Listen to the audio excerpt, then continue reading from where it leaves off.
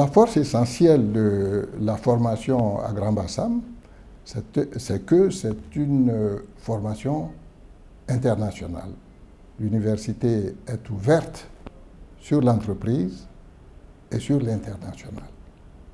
Nos étudiants qui passent 2 ans chez nous peuvent aller n'importe où dans les pays anglophones, essentiellement aux États-Unis.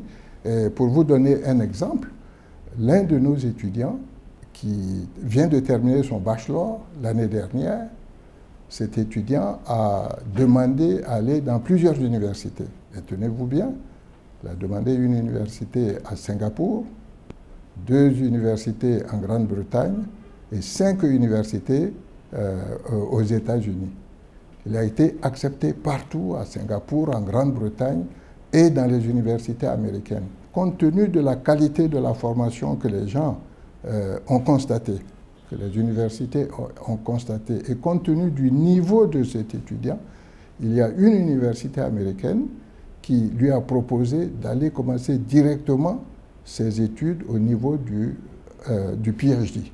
Donc il a sauté l'étape du master et il est allé directement au PhD. Il y a d'autres universités qui ont accueilli nos étudiants, de bons étudiants, ils ont eu de très bonnes formations.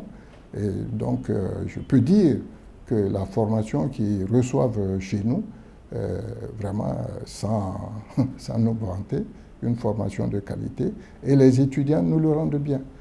Les étudiants qui viennent chez nous sont sérieux au travail. On n'a jamais eu de problème de grève dans notre université depuis 2005.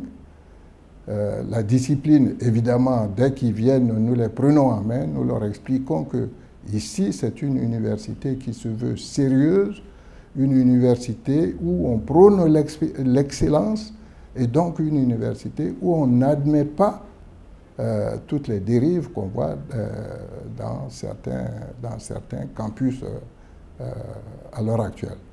Donc, par exemple, les étudiants n'ont pas le droit de fumer dans les lieux publics.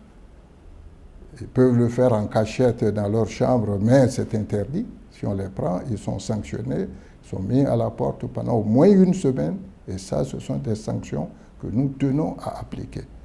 La drogue, par exemple, qu'on voit un peu partout sur les campus, il est interdit et on a un médecin qui est chargé, j'ai demandé au gouvernement ivoirien de m'envoyer un médecin, c'est une dame, elle est chargée de faire les contrôles. À l'entrée, on fait des tests. Quand on recrute les étudiants en début d'année, on fait des tests de drogue. Et si on s'aperçoit qu'un étudiant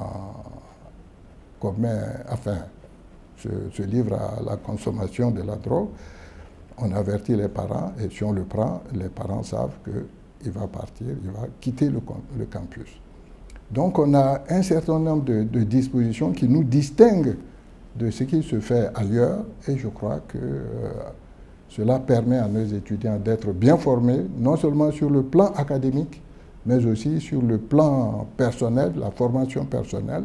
Et une chose que je vais ajouter également, c'est que nous tenons à ce que nos étudiants participent à la vie de la communauté où ils sont appelés à vivre. Par exemple, chaque année, nous-mêmes, avec les étudiants, nous allons nettoyer la place de Bassam un dimanche. Nous les réunissons, nous allons nettoyer la plage de Bassam. Ils font des interventions à l'orphelinat de Grand Bassam et nous les accompagnons, nous les aidons et vraiment les clubs étudiants comme cela se fait aux États-Unis, nous avons tenu à les mettre en place également. Il y a des clubs de business, des clubs d'informatique, des clubs de cinéma, des clubs de danse, de musique et tout cela, ça marche très bien avec la participation des facultés, c'est-à-dire des enseignants et du personnel administratif.